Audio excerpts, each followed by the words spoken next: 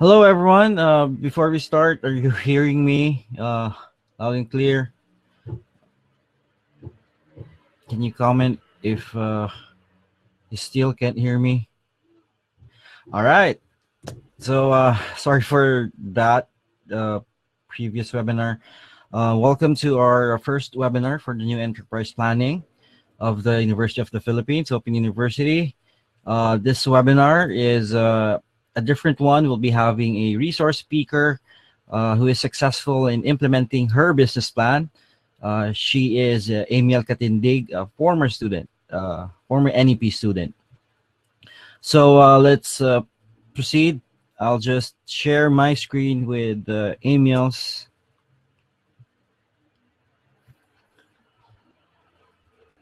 So Amiel will be receiving a pop-up acceptance for you to broadcast your on your laptop.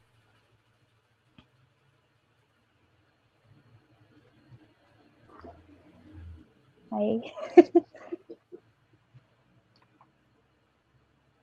Hello.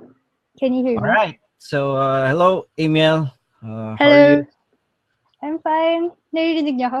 Okay? Good. Yes, we're Okay. hearing you loud and Ayan. okay. So medyo informal tayo today. Sige po.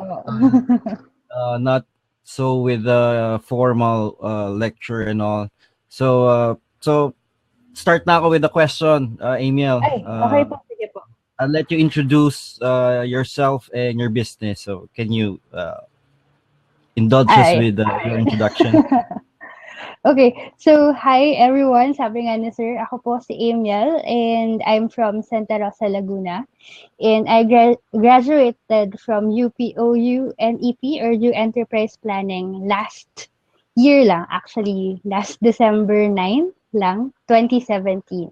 And after, just a few days after, so December 19, I soft launched my business and it's called Uke Strings. So it specializes in we're selling instruments. So basically ukulele. So if you know the ukulele, that's what we're selling. So yun po. Di ba, Email, meron ka ding tutorial uh, service, right? Yes. Bali po, what we're offering is ukulele lessons. We also added guitar lessons na rin, and hopefully it can expand to violin lessons.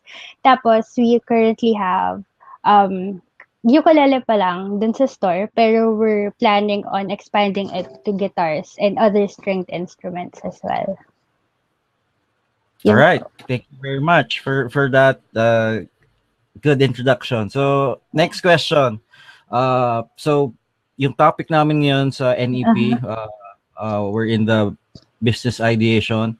So, Mm-hmm. can you uh, tell us yung kwento behind the business idea of Uke and Strings? Oh, okay. Sige. Um, Ako po kasi yung klase ng tao that writes ideas for projects or businesses. So, this one came to me last year pa ng January, even before the NEP, nung nag-start pa yung NEP class natin.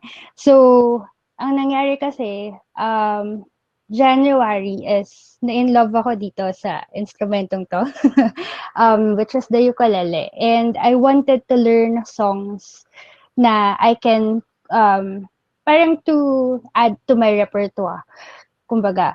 And so, parang to commit to it ay dahil hindi naiinis ako pag sa akin lang, kung sa akin ko lang kino-commit. That's why I decided to put out the videos of myself covering songs online, so for Facebook. So, I committed to have at least one video per month, 1 to 2 videos per month. So, ayun po yung ginawa ko. I posted it out at meron namang nakagusto kahit papaano. And tapos nung nilabas ko siya, people are asking me, "Uy, saan nakakabili ng ukulele? Madali ba siyang tugtugin? Puwede mo ba akong turuan?" Ganyan. So, parang the idea of that business came to me and it was sparked for later until nga pumasok ako sa NAP, um, and I thought of kung anong business yung pwede kong gawin for this year. Yun po. No, thank you very much. Kakabili ko lang ng ukulele. I was Sir, bakit hindi sa akin? inspired. Mahirap pala. Akala ko madali. Mahirap siya. Kasi iba-iba yung totally different sound as compared to the guitar, di ba? Yes. Little bit. Yeah.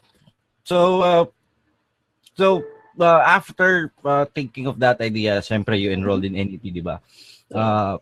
Can you share your experience how NEP helped you prepare for starting yung Uke and Strings nga? Bale, nung nag-start ako with NEP, I had another business idea in mind. As in, totally different. I wanted to go for a cafe, coffee shop, ganyan idea. So, parang mas malaking business talaga.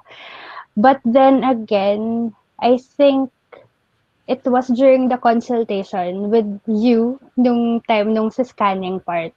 And I was actually thinking, ano ba talaga yung dapat kong piliin? Kasi I'm gonna commit to an idea. And nung time na yun, things are not looking good for the cafe business. First of all, I don't have any experience with coffee. I don't have any experience with restaurant. I don't know anything about it. I just have an idea of it. And parang practicality wise, it's not good to go into something na hindi mo talaga alam. And siguro dun tumulong yung NEP, yung course natin, yung business planning, is for me to realize na I should go for something na alam ko or malapit sa puso ko so that I can put 100% to it and even put in my expertise, and I have people around me that I can ask about it. So, ayun po, ang pinaka naging best part of the business planning is for me to realize na I should go for my yung kaya ng capacities ko for now. So, practicality ang nanalo over over the um, mas um, ideal ideal kind of business. So, Yeah, ayun po. yung usual nga for people starting a business. Uh-huh. Usually titingnan nila, 'di ba? Profitability kasi ito yung trend, ito yung uso, malaki yung Yes. kita. But the usual thing na nag-contribute sa failure in a business. Kasi when you start a business, there'll be many ups and downs. And Yes. kapag passion mo yung ginagawa mo, you'll find the motivation or the strength to continue kahit medyo nasa downside ka ng operating a new business. So, Yeah. uh, hopefully Uke and Strings would grow as you dream. Yes. So Hopefully. again, going back to the business plan. Mm-hmm. So uh, what part of the business plan did you find difficult? Anong mahirap? Para alam na ng mga students na nakikinig. Ang pinaka naging challenging sa'kin be the first part actually, yung scanning. Kasi nga 'di ba, I have a different idea in mind before. Pero I have to let it go and go for something na ano ba talaga, kasi 'di ba merong mga criteria on what kind of business should I be starting. Depende dun sa lugar mo, saan mo siya itatayo, anong resources mo, ganyan. And I have to really evaluate and really think thoroughly kung ano ba talaga yung kukunin ko, ang gagawin kong business. So, the scanning part became very crucial and very difficult for me kasi nawawalan ako ng pag-asa dun sa first idea ko eh. Pero thankfully nga, naalala ko yung Uke and Strings and it became the business plan that I go for. Kasi Ayun diba, po. there's no turning back kapag Yes. nagsimula na.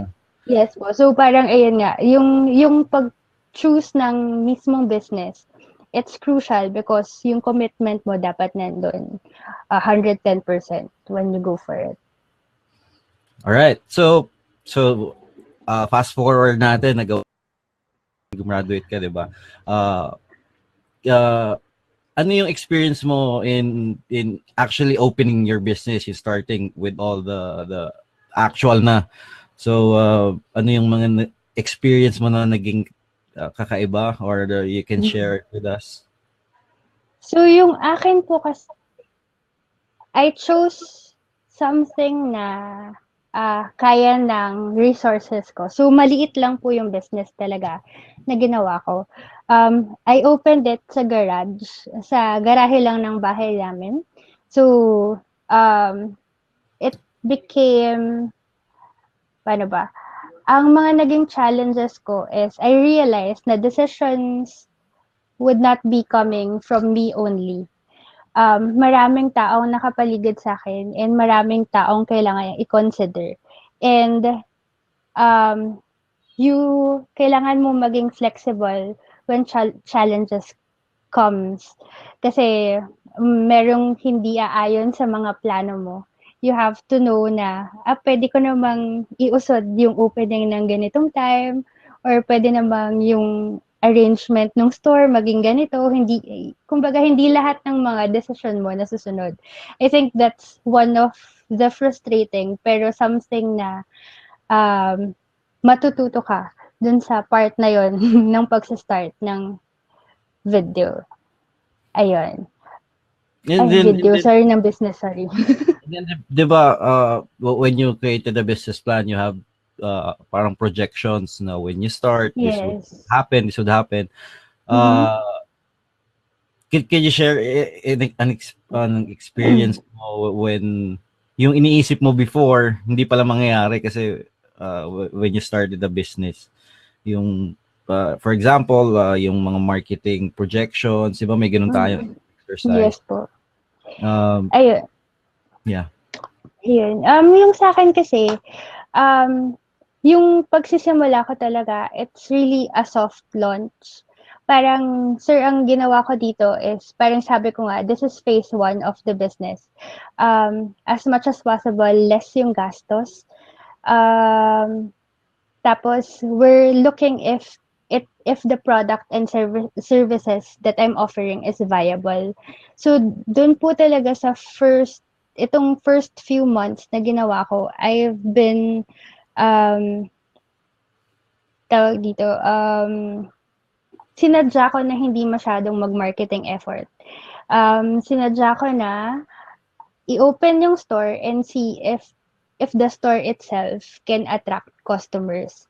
And ayun, nakakagulat lang din na, for the first months of operation, nakabenta naman po ako ng isang ukulele.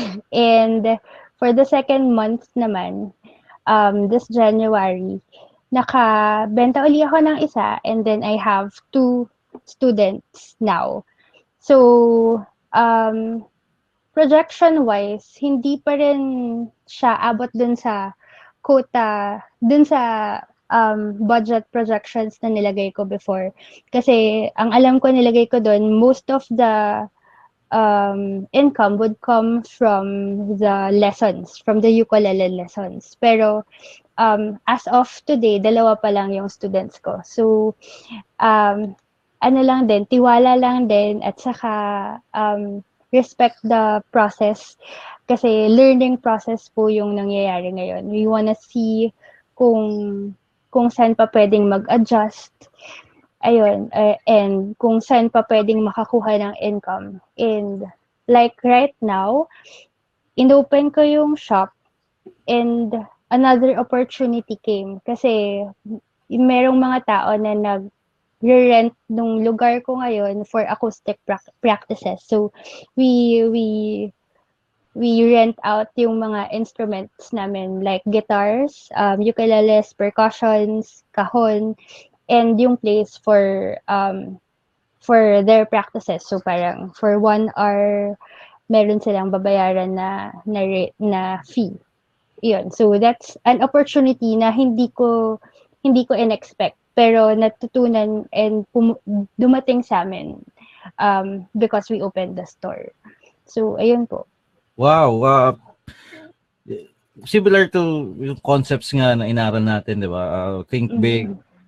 start small, act fast. So, Yes. parang soft launch. What you did is soft launch. It's like Mm. a learning phase for your business. Yes po. And then yun nga, you got an opportunity na hindi mo na nakita, which is Yes. a good uh, opportunity, Mm. discovery of I think a new business model that Yes. can work with in Mhm. terms of parang getting additional income. Yes. Um, pero I assume more expenses pa rin doesn't the expenses doesn't uh, catch up with or the revenue is not enough para sa expenses, 'di ba? Not As of yet. now. Hindi pa rin As po of now. talaga. Pero dun sa projections naman talaga, hindi pa talaga siya kikita in the next 3 months. So, ayun. Pero hopeful na mahabol natin siya. Yeah, ganun naman talaga lahat ng business eh. Start you have to develop the market first. Most Mhm. especially yung ukulele, hindi naman talaga siya widely known. Yes. Like the guitar, 'di ba? Mhm. So uh plans for this year for your business. Excuse me. Plans. Bali, kasi this first few months, parang learning curve natin. Yung viability nga nung services and product, tinitingnan natin if I should really focus on the lessons or should I focus on sale ng ukulele and other instruments. So, nandun po ako sa part na yon. Pero, um, ang maganda kasi ngayong nag-o-operational tayo, um, there's a proof of concept na kapag nang hingi ako ng additional investment to other people, meron akong pwedeng information that I can tell them. Kasi for this year, one of the plans is to stock up on instruments. Parang I want to at least have 10 ukuleles on hand. Currently, we only have 4. Tapos, may kaunting accessories. So, I wanna have guitars as well. Tapos, we wanna um, sell it online. Pag-aaralan pa lang, pero we wanna do yung parang e-commerce din. Kasi ang concern lang namin dito is yung product kasi is fragile. So hindi siya yung madaling ipa-courier services. So ayun yung mga bagay na pinag-aaralan namin. Tapos ang goal ko this year is makilala yung store, yung shop na for any ukulele needs here in the south, at least in Santa Rosa in Binyan area. Kami yung first in mind. Kami yung top of mind. Iyon yung isa sa mga goals natin this year. So, meron kaming mga gigs in line for 2018. Iyon po. But I suggest if you're having parang online thing or Mhm. sige, 'di ba? Puro kayo parang organic lang. So foot Yes. traffic, word of mouth. If you'll do online, maybe do parang assumptions or hypotheses na kapag ginawa niyo to, Mhm. this is your expectations. Para at the Yes. end of that campaign, it's like an experiment na you can see if viable or not using Yes. a small budget para to see. Mhm. You don't want to Yes. invest on something na magiging flop, 'di ba, at the end. True. So parang ang strategy po namin talaga this first few months is to be organic. Tingnan lang natin kung people would come to us. Pero pag hindi, we're gonna push for full-blown marketing. Pagpaplanuhan po ng maayos. Okay. The, another question. Naisip ko Yes. lang siya. Kasi when you do business plans, Mm-hmm. uh, people are afraid of the financial statements and the the math of business. Yes. But in your experience, what is the difficult part to starting the business? Is it the finance side or selling, actual selling yung product? Sir, actual selling. Wala kang gagawing financials kung wala ka namang benta in the first place. So, Diba? ayun po, ang unahin is kung meron ka talagang produkto at service na worthy ng market, yun po muna ang ating problemahin. Financials will come. Yeah. Tsaka Ayun pwede po. mo siyang i-outsource anytime. Yes. At saka po sa simula, wala pa naman halos masyadong kayang-kaya pa ng sariling kahit sa paper and pen lang muna. Lalo na kung maliit lang naman yung business. Okay, so Emil, what's your advice to this batch of entrepreneurs who want to start a business, mga NEP and e-commerce students, both? Ayun, ano ba? Siguro when you choose your product or your services, you have to be confident with it. Once you chose it, you have to be 200% na sure na, at naniniwala kayo dun sa produkto nyo. Kasi kapag in-implement nyo na siya, siguradong maraming mga nega. Even yung mga malapit, yung mga malalapit sa inyo, ayun pa minsan yung negative. Pero you have to show that you really believe in your product and in your services para sila maniwala din. And even ikaw, minsan magwe-waver ka. Pero dapat strong talaga yung belief mo dun sa product mo para yung tao around you um, maniwala din and you will ma-attract mo yung good fortune. So, ayun. Tapos, know that there are risks involved in starting a business. Hindi lahat ng mga plano natin nasusunod. Pero, that's where good planning and that's where NEP and business planning comes. So, maganda kapag isulat mo yung mga plano mo, at least meron kang guidelines. Kahit hindi masunod lahat, meron ka pa rin babalikan. Yan. Tapos, last na, it's a continuous learning process. So, marami kang matututunan talaga along the way and don't be scared to ask for help. And ang maganda po dito sa NEP, since you're here na, even after graduation, you'll have Sir RM and other course coordinators to be your mentors. So, ayun. Kaya kung isipin nyo magaling, swerte po tayo. Yun lang po. Thank you very much, Emil. Um, parang may nakita akong ukulele kang dala. May Yes sample ba? po. Kailangan mo ba sample? Di ba? Promotions time eh. While I'm asking the participants for questions na gusto nilang itanong sa'yo, maybe you can have promotions by an actual rendition of Ala, ukulele music. tingnan po natin. Ayan. So, or before we continue, can we? I'll be asking the participants if you have questions. Feel free to butt in the chat box so that we can ask Amiel.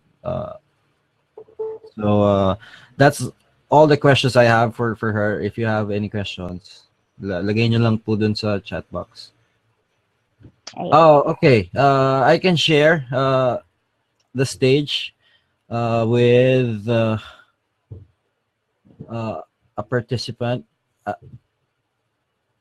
So, nagpadala na po ako ng uh, ng link for you yun. So, Sorry, I just need an audio, not a video. I just okay. I'm it's 4 o'clock here, 4:30 I think in the morning, Los Angeles. Oh, Well, thank you for attending. Can you, sir, introduce yourself to the participants of this webinar? Yeah, I'm Edilberto Angeles. I'm now here at Los Angeles. The last time I was in Dallas when I attended the first webinar, and I'll be back to Manila on February 11. All right. Sir, do you have comments or anything you want to share Yes, for the yes. participants? Thank you very much for your presentation, Amiel. Much appreciated, and also the questions and comments provided by Saramon. And yeah, I think I'm just thinking, what is currently? Are you just on business, or are you also working? mm, um, this I'm doing this full time now. Yes. So I'm just thinking whether, okay, the next question is, where are the locations of your competitors now, or how many competitors do you have? For the competition, I currently don't have a direct competitor because the music stores out here does not focus on ukuleles alone. So, and they don't offer ukulele lessons. But for the indirect competitors, those are the stores in SM. So, Laser Music, in Novalis, music stores in Novalis.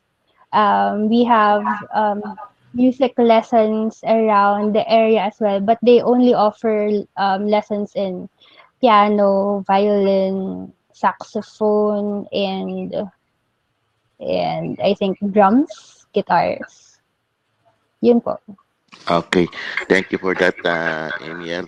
But how far is your location to the town? You are in Santa Rosa, right? Yes. Yeah. So how far is it? Um, it's it can be isang sakay lang po ng jeep.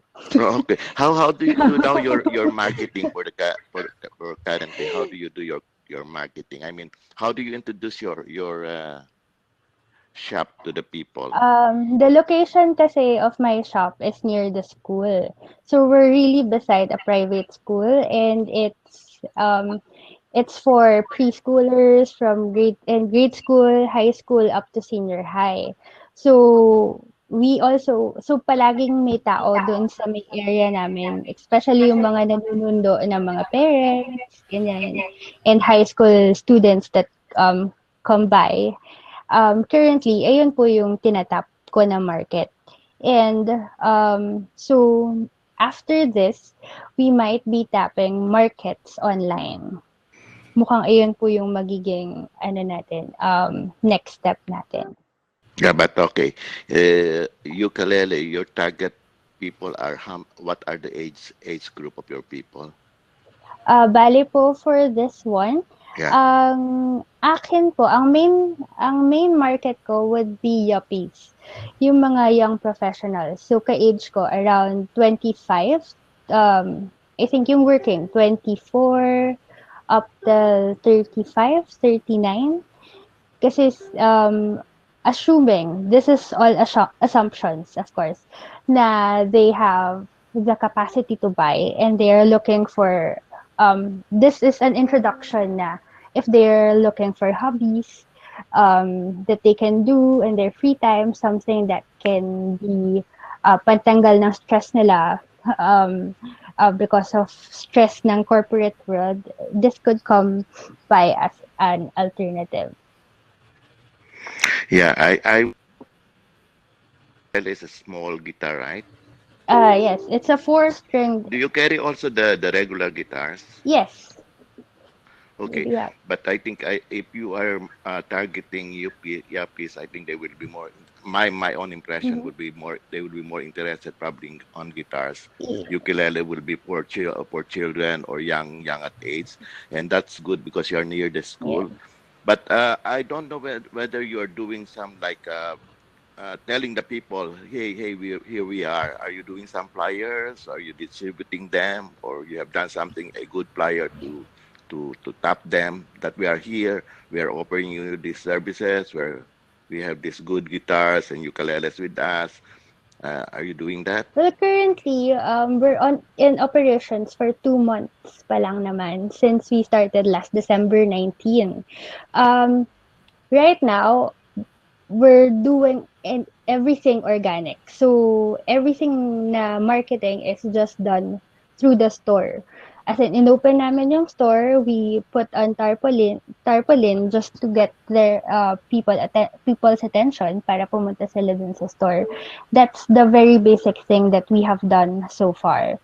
Pero we're planning to do posters in schools, nearby schools, since malapit na pong mag-summer vacation and we're parang gusto po naming saluhin yung mga students that would be looking for summer classes. So, something that they can do during the summer. So, actually, parents po yung tina-target natin dito para sa mga bata. And then, for the yuppies, since we really want to target the yuppies, we wanted to do ukulele gigs in cafes nearby. So we have marami po kaming kakilala na may-ari ng cafes. So we're planning on tapping them so that we can have ukulele gigs and introducing na meron pong store dito sa Santa Rosa that you can come by wherein you can buy ukuleles and even learn how to play. Oh, okay. I think that's a good idea, Mhm. and I think you'll be able to tap some interested customers there on that area. So because for me, the most important thing is to, I'll tell you the truth. I have had two businesses Mhm. already, and it failed because probably first I am also doing other Mhm. things.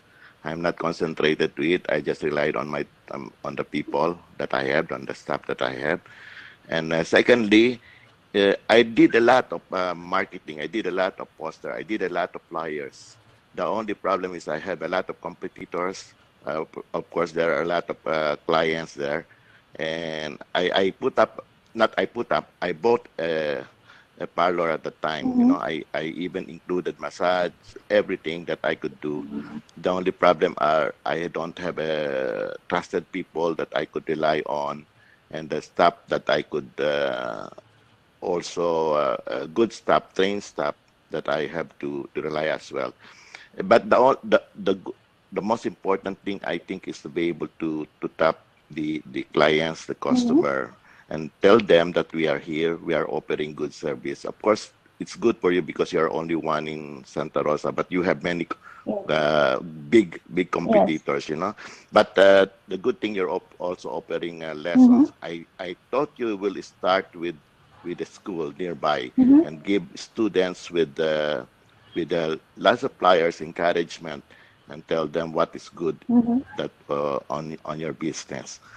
This is one of my comments, and the other one would be probably since you are full time, I think it's time now, and I think you're on it. You're doing a full blown marketing, a full blown business within the year. You are targeting that.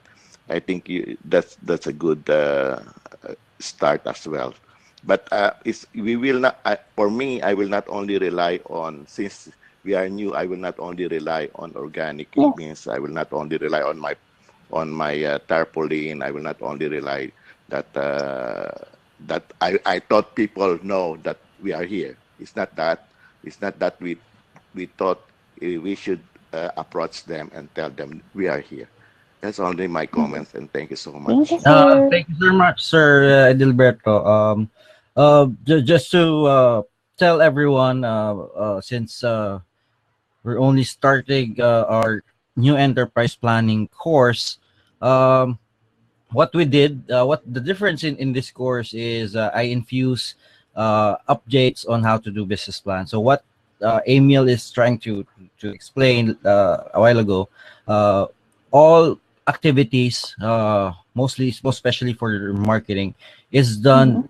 in an exploratory or discovery approach where uh, you make experiments to test the Yes. market for the demand. So that is why first, yun nga, more on organic first to see the actual demand, and then Yes. the next phase it's more on doing marketing, wherein you have specific target, specific Yes. uh, criteria of success, and then implement Mhm. it at a few budget, a little budget, and then see the results. If the customer acquisition cost would be lower than the revenue it would generate. Mhm. So, ganun po yung naging approach on our NEP. Uh, the traditional way to do business, wherein may have business ako and then I'll try to promote, is not a good thing now because of so much competition offline Yes. and online.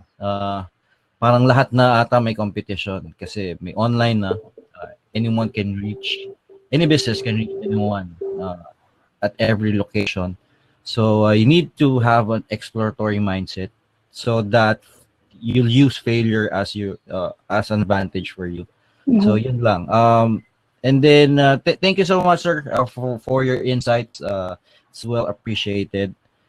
We have a question here for Amiel. So do you Yeah. your business solely? Are you in a partnership format? I think I know the answer here, but I'll let Amiel answer. So it's a sole proprietorship. So I'm the owner, I'm the general manager, I am the marketing, I'm the finance, and I'm the janitress of my own business. So ayun po. And it's just a small business naman and I can manage for now. Yeah. Amiel is in a sole proprietorship structure, and Mhm. what I teach with the last batch is tailor fit your business plan according to the resources that you have. Uh, Yes. kung ano po na gagamitin nyo, kung manghihiram kayo sa kamag-anak, you'll just use that wisely, smart enough, and use experiments to test the market.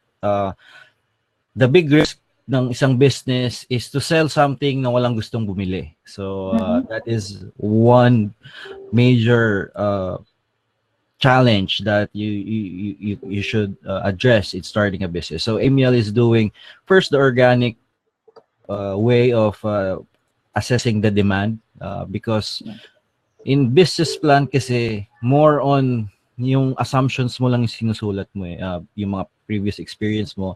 But really, when you implement it, iba yung nangyayari because Mhm. market behaves differently dun sa iniisip mo. So, that is why kung ano lang yung resources mo, yun lang yung gagamitin mo for business. And yung, if you remember, Emil, di ba, on our presentation, think big, start small, and act fast.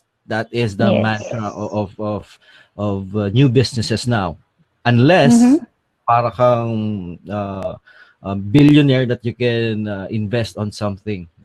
But most small businesses or entrepreneurs don't have such luxury, the resources. So you should use yung kung anong meron ka wisely. Yes.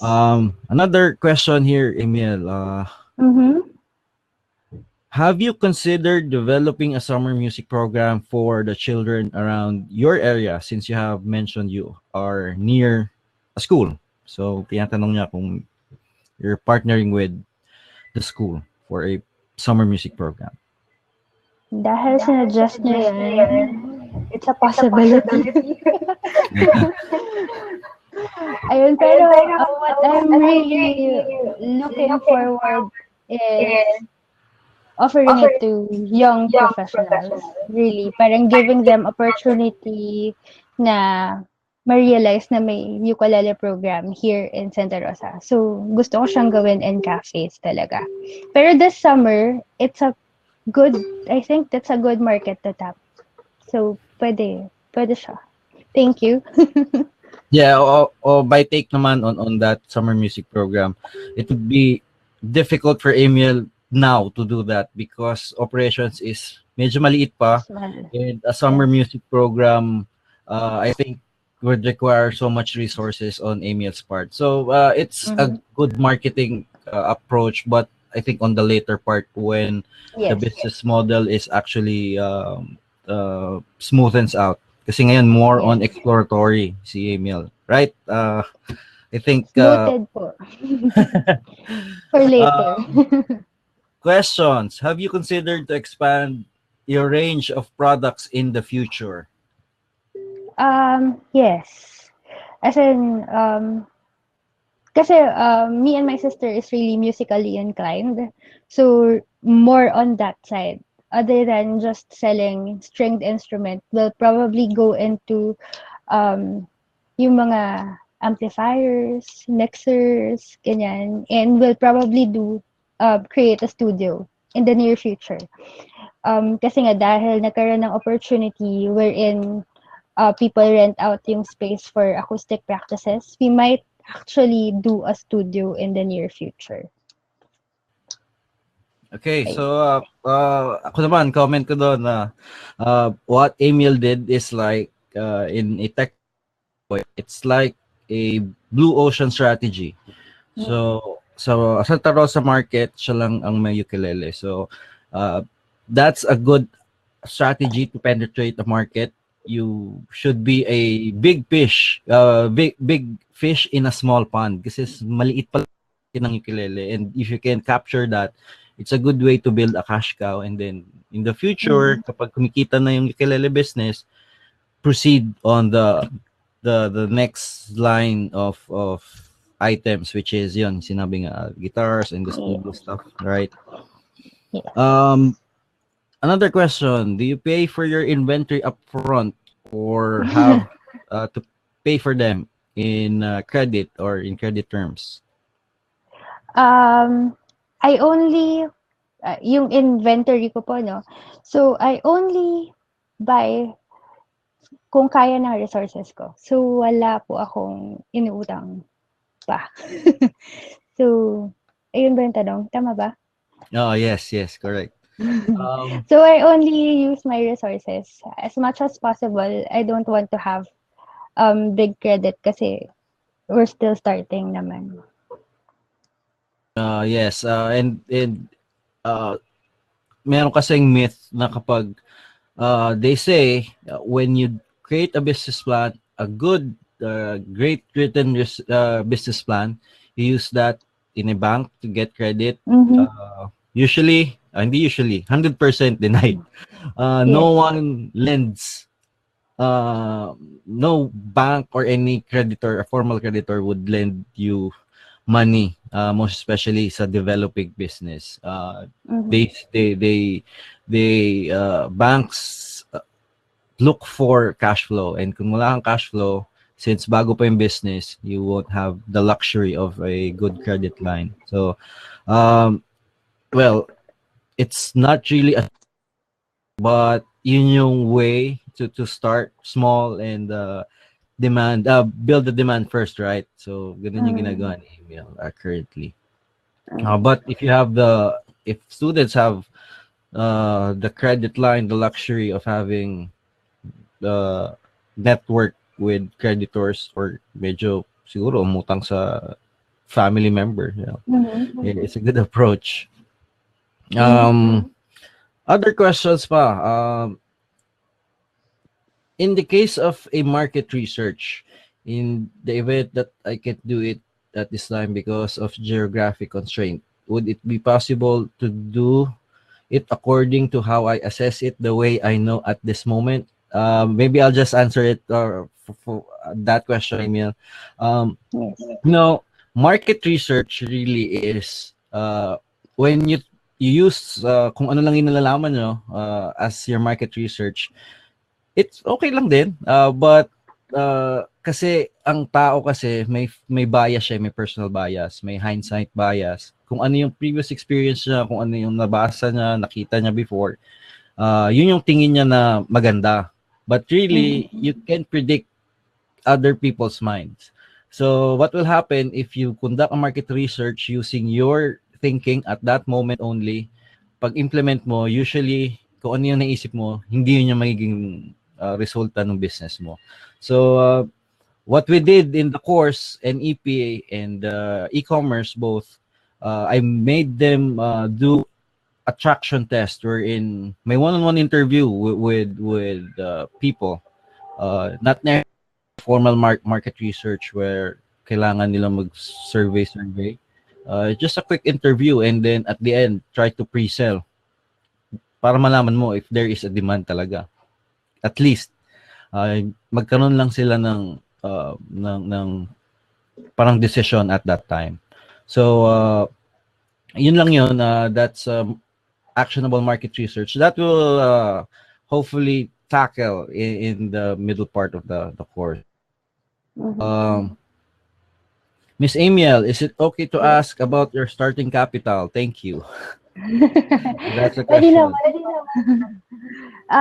For my store, starting capital ko is around 25,000. Bali, kasama na po dun yung ginamit ko for the little bit of renovation dun sa garahe. And then, kasama na rin po dun yung inventory ko na 6 ukuleles and a few accessories. Ayun. So 25 siguro plus another unvalued resource kasi 'di ba, yung garage would Yes. have a value. Rentals. Capital siya, yung actual cash out mo, 'di ba? But Yes. on the balance sheet, iba pa rin yung mas malaki. How many months you think we need to allot a market research? On our experience, Amiel, on your market research, how long? We only have 3 weeks, diba, to do that. Pero I really wanted to have a full-blown market research. I remembered that dun sa time na yun, that's why I'm a bit frustrated dun sa marketing research. Kung talagang akong tatanungin, I wanna do it for 3 months.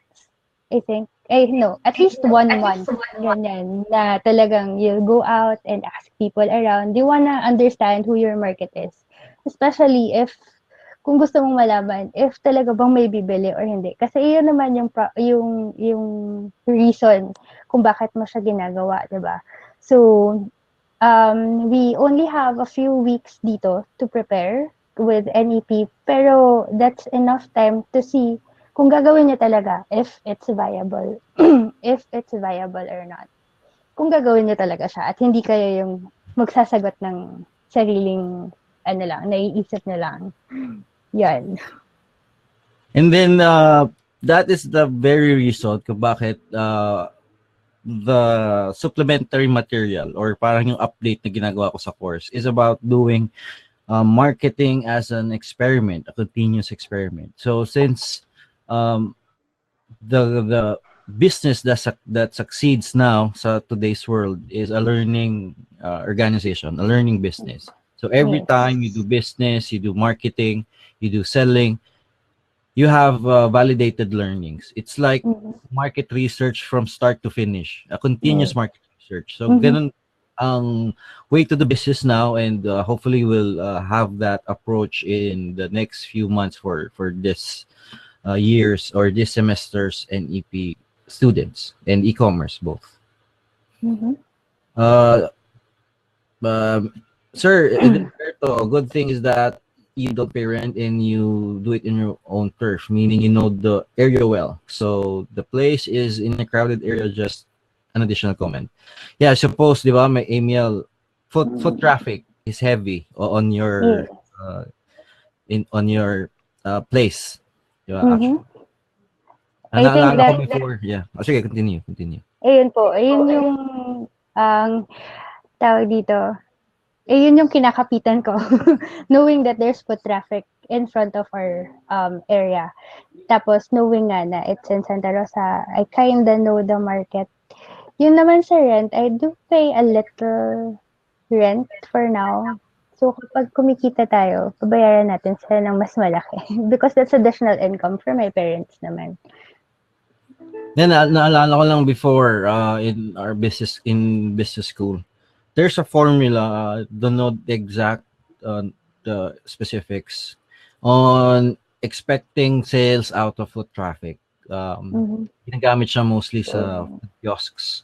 mhm. Binibilang nila up to the last people na naglalakad at specific point in time. I think the conversion rate is around 1% to 3% nung actual naglalakad yung bibili. But that's for food. Pag Mhm. parang wala atang statistics for ukulele for that. So Yes. uh, Amiel is doing that True. that experiment now. Uh, Yeah. Gross income daw, Amiel, on your first month na lang. First day. First First day. day, first day. Ang first day ko, zero. Well, kasi yung product ko is not, hindi siya mabilis yung turnover. It's not like food na maibebenta mo siya araw-araw na yung foot traffic can be converted into income. With ukulele kasi, um, hindi mabilis talaga yung turnover niya. And I remember nung ginagawa ko yung financials ko, modest lang yung nilagay ko. I said in the first 3 months of operation, I would be only able to sell at least one each month. So far, parang na-reach ko naman siya kasi I was able to sell at least one nung December and another one this January. So, pero ang hindi ko na-hit is yung target ko to have students kasi akala ko dun talaga yung bulk of the business. So, I need to be flexible dun sa bagay na yun kasi I need to understand the market more. Yeah, similar related to the next question. What are the risks you encountered upon implementing the business plan? As I think somehow na tackle na to kanina, but what are the specific risks and what have been your backup plans in case it takes time for your business to pick up and support you Um, on pursuing the plan? ang suporta ko po ay si Sir RM. Takbuhan natin yan kapag meron na nangyayaring hindi maganda. Pero, for now, uh, I'm taking it step by step, I think. Hindi ko pa masyadong iniisip yung backup plan kasi nandun pala ako sa phase na experimentation. I feel that parang if we can work around the problems na nakikita natin ngayon, we'll be able to find opportunities for us to earn.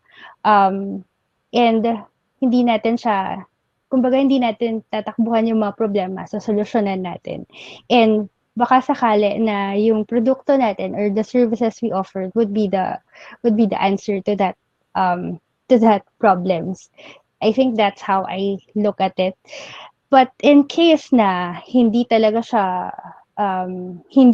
mag-pursue hindi talaga maging successful yung business, which is an actual possibility, um, I think personal na yung mga backup plans na tipong babalik ka ng corporate world, yung mga ganyan, and you're gonna pursue other careers, maybe it's not for you, pero I think I'm gonna pursue another business if this does not push through.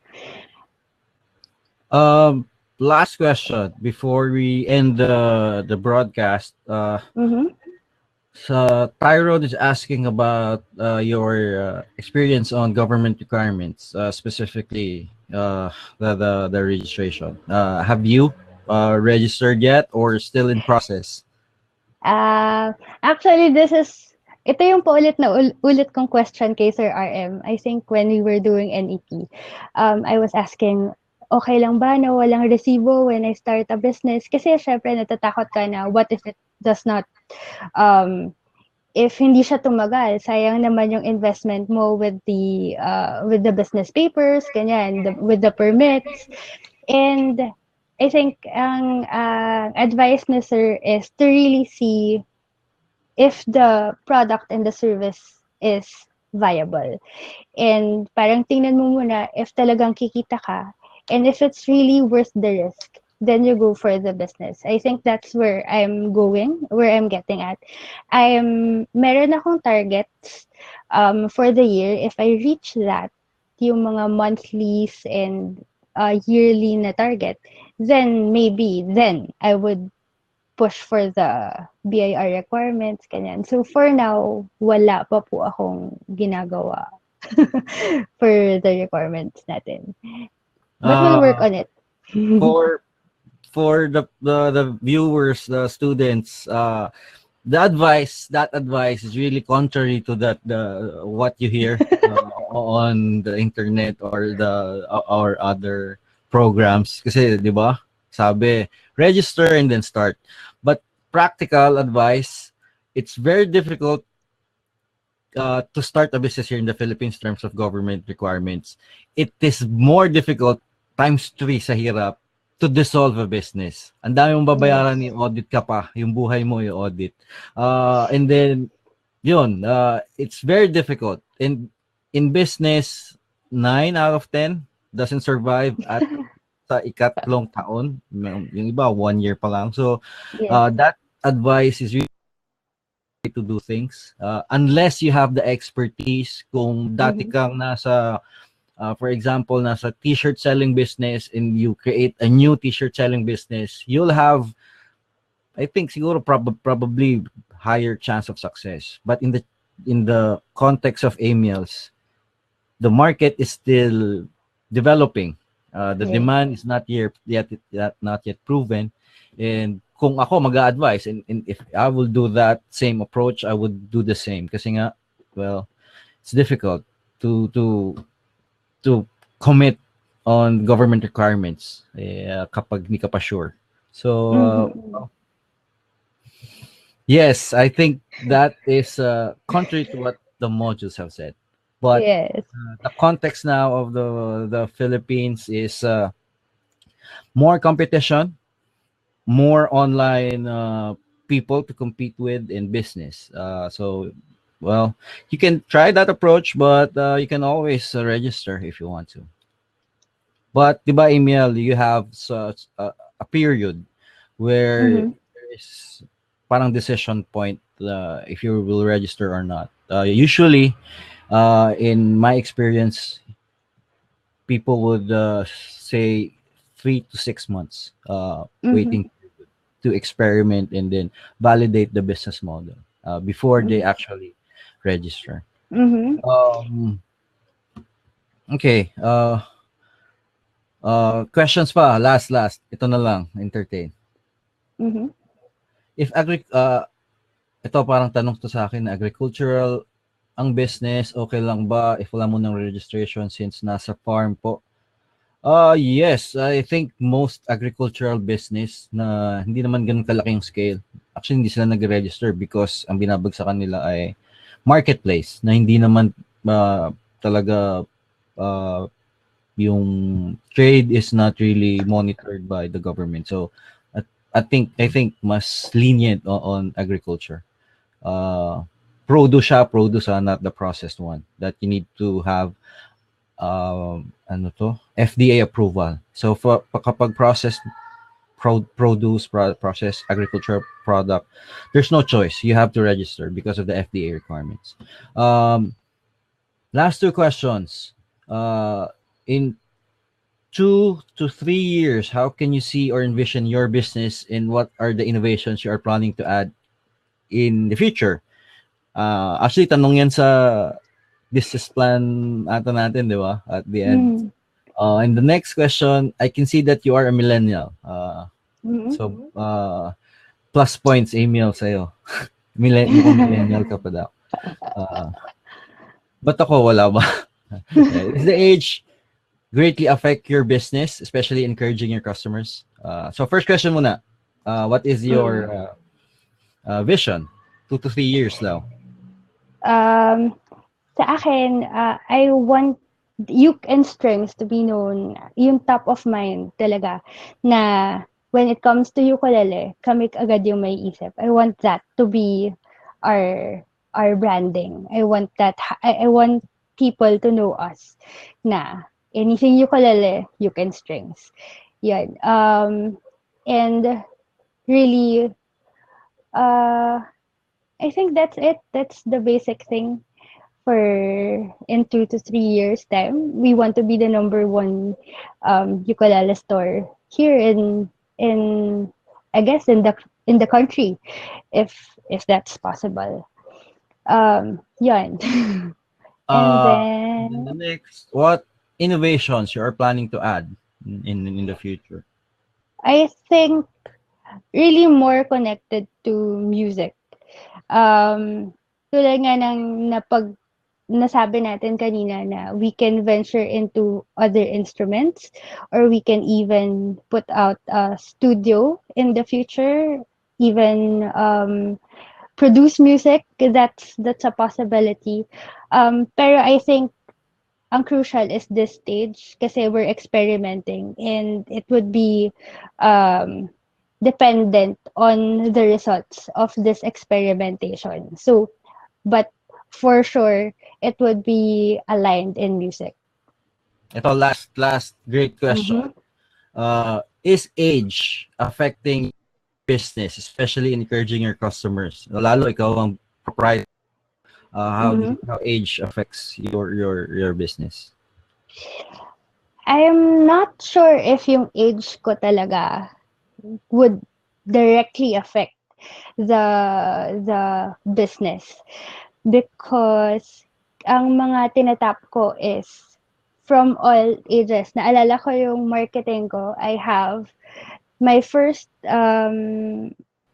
segment is for the yuppies. So yung ka-age ko from 25 to 39.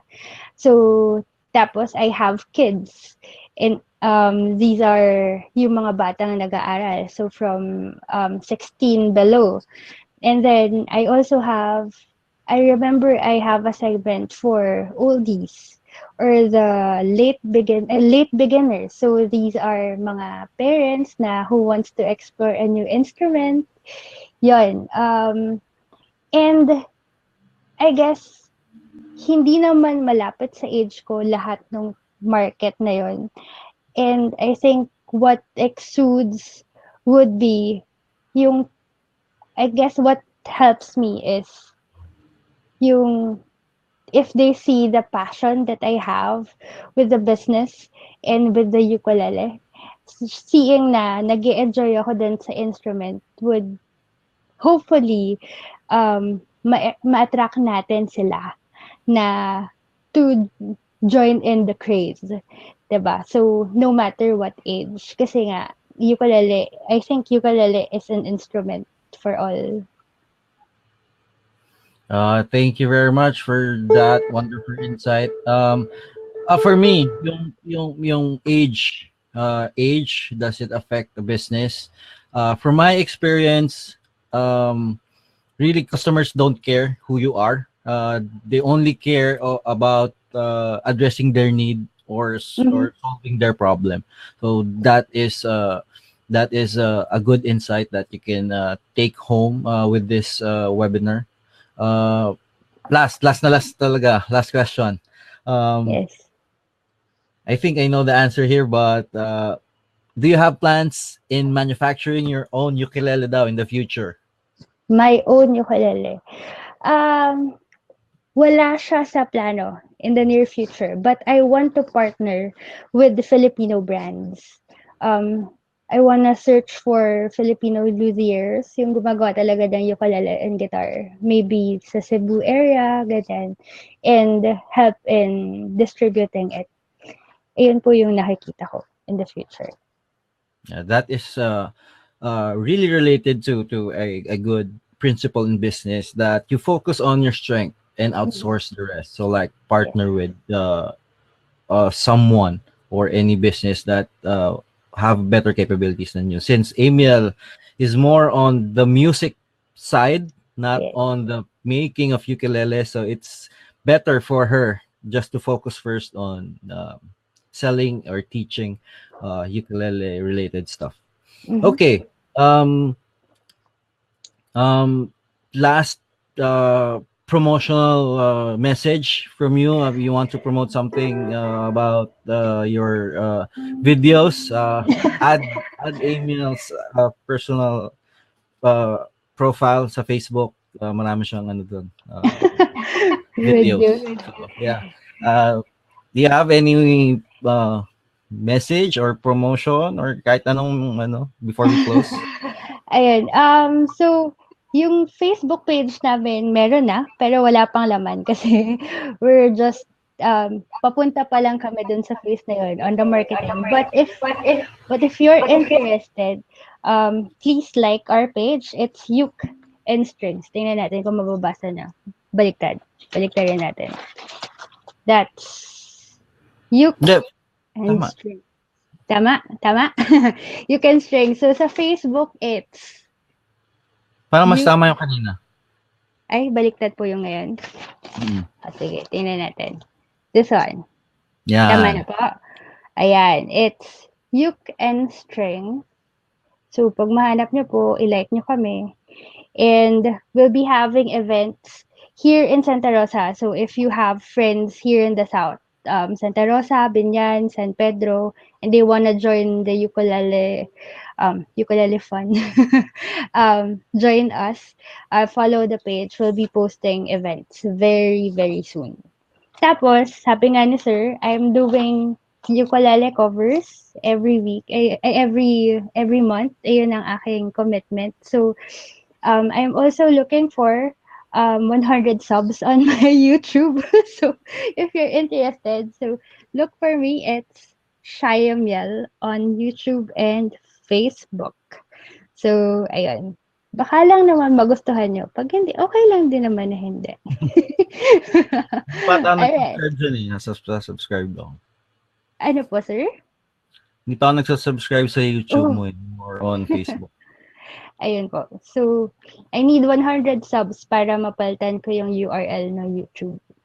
So, that's another source of income in the future. So, kung makukuha for mga gigs, diba? But So still let's aligned with yeah, gigs. with that, we have 20 participants now. Maybe some would subscribe to your channel. Yay! Okay, with that webinar and some insights from Amiel, let me conclude this broadcast. So, business is a continuous market research, really. Market research is not just done on actual business planning, but on the duration of your business, whether starting or growing. So, the focus of any business are customers. They don't care what marketing or channels do you use. What's the most important aspect in doing business is to sell something that people care about. So that's what Emil's doing now, validating the demand and growing the market for the uke and strings to grow. So thank you very much, Amiel, for the time and the knowledge you told us. Hopefully, may invite ka ulit, Amiel. Sige lang po. So ito magandang question. Ayan. So Amiel is showing us the YouTube account link. So thank you very much, Amiel, and hopefully we'll see you in strings in as a big business, and hopefully you as a artist in maybe in TV or somewhere. So thank you very much. Yay! Good evening, everyone. Good morning to those viewing in the US. So that will be our broadcast for this evening. Thank you very much. And podcast, just show the replay to everyone who can't attend tonight. So thank you very much, Amiel. Thank Thank you! you. Thank you. And goodbye, everyone. Goodbye, good night. God bless.